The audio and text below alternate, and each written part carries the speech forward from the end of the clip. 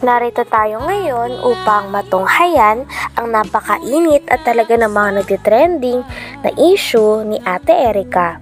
Sa pagpapatuloy ng ating istorya ay bumalik muli si Kalingap Val dahil mayroon na naman siyang bagong impormasyon na nakita at nais niyang ipakita sa mga kapamilya ni Ate Erica kung totoo ba ang mga ito.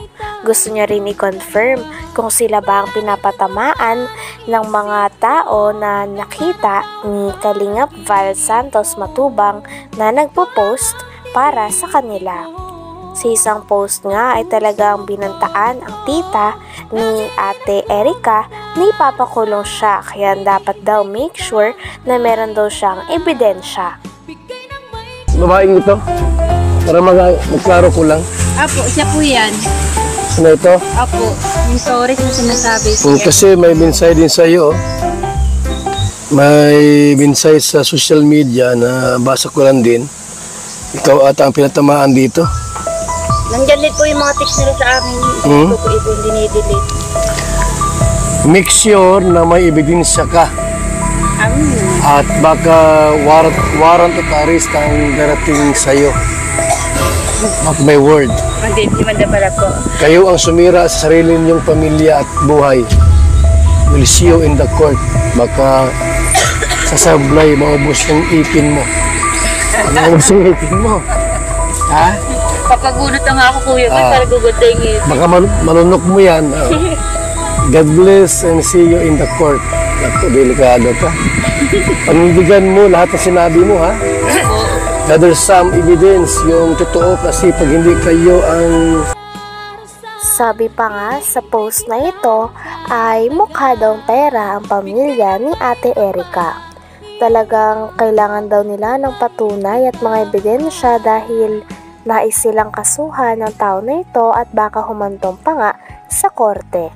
Habang binabasa nga ni Kalingap Val Santos Matubang ang message na ito o post na ito sa tita ni Ate Erica at sa lolo niya ay talagang hindi nag-a-agree ang tita ni Ate Erica dahil maraming ang sinasabi doon at parang binabaliktad sila at sinasabihan pa sila na mukha daw silang pera.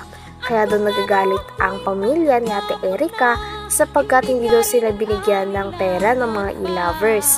Kaya naman salungat dito ang lolo ni Ate Erica. Mabanggit pangalan ko. Amy Torres. Sobra mo pakialaman sa hindi nyo naman pera at buhay. Be ready for yourself. Nagpauto kasi kayo, yan, kayo din nagpapahiya sa korte.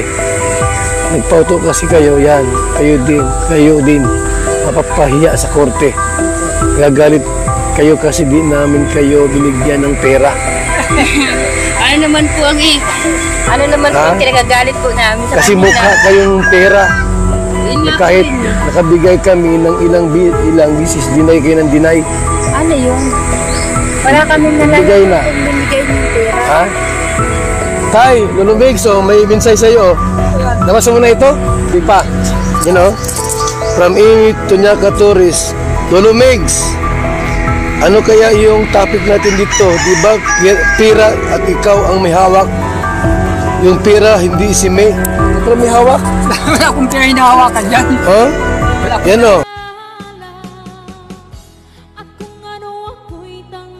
Grabe at todo nga ang pagsalungat ng lolo ni Ate Erica sa mga message at post na binabasa sa kanya ni Kalingap Val Santos Matubang. Talagang walang katotohanan daw ang mga ito dahil lang totoo daw ang sinasabi nila. Talagang hindi nga din daw sila natatakot dahil alam din nila sa sarili nila na nagsasabi sila ng totoo. At kitang-kita din na naniniwala naman si Kalingap Val Santos Matubang sa sinasabi ng pamilya at lolo pati na rin ng tita ni Ate Erica. Grabe at patagal ng patagal ay mas lalo na nga umiinit ang mga balita tungkol sa issue ni Ate Erica. Sino nga ba ang talagang may mali sa issue na ito? Pera at ikaw ang may hawak. Yung pera hindi si May. Pero may hawak. Wala akong pera hinahawakan dyan. Ha? Wala akong Yan o. pera. Dahil kayo ang bumili ng mga gamit. Utos lang ni Silami.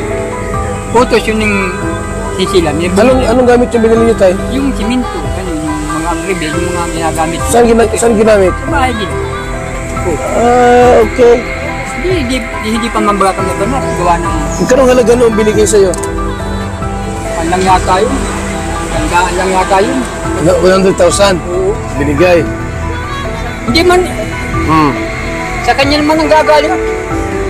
Bigyan nga sa akin. Ikaw daw ang may hawak ng pera, hindi si May. Wala sa akin, sa kanya.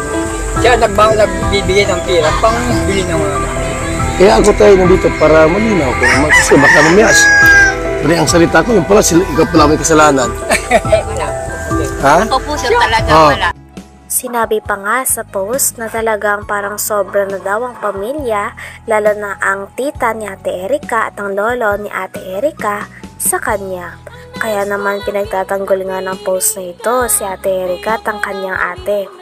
Talagang sabi nga ng lolo ni Ate Erika ay napakarami daw maling impormasyon doon at talagang pinaliwanag din ni Lolo Miguel ang kanyang sarili sa mga manonood.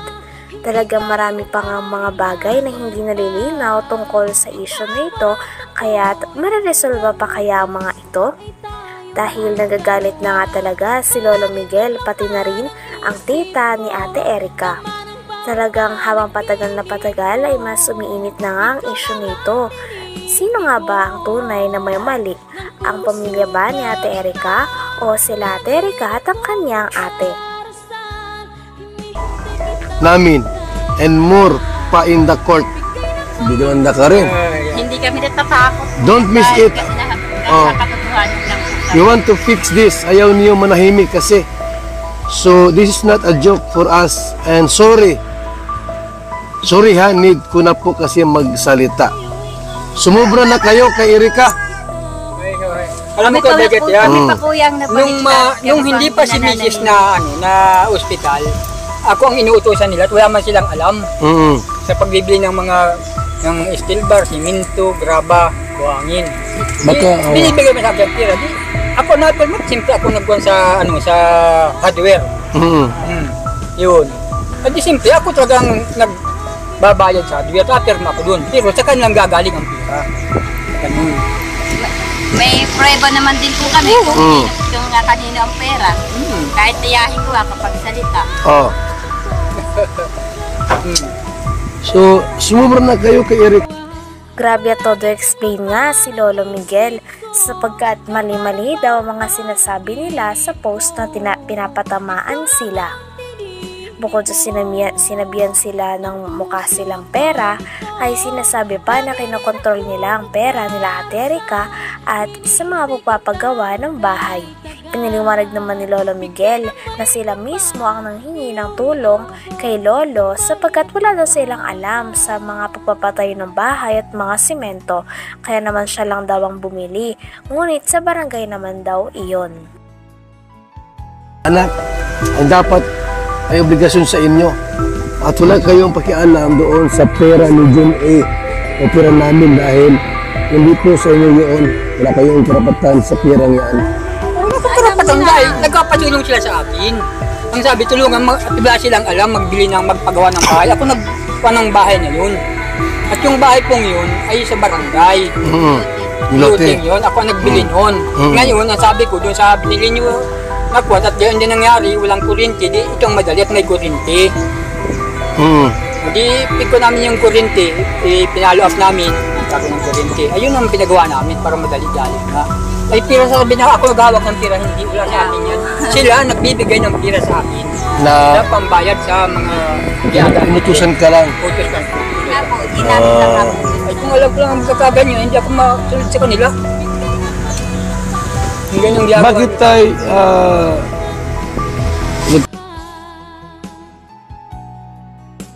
Hanggang dito na lamang muna ang ating napakainit, nagtitrending at talaga namang mas nakakaintriga na issue ni Ate Erika. Maraming salamat sa inyong panonood. Hanggang sa muli. Bye!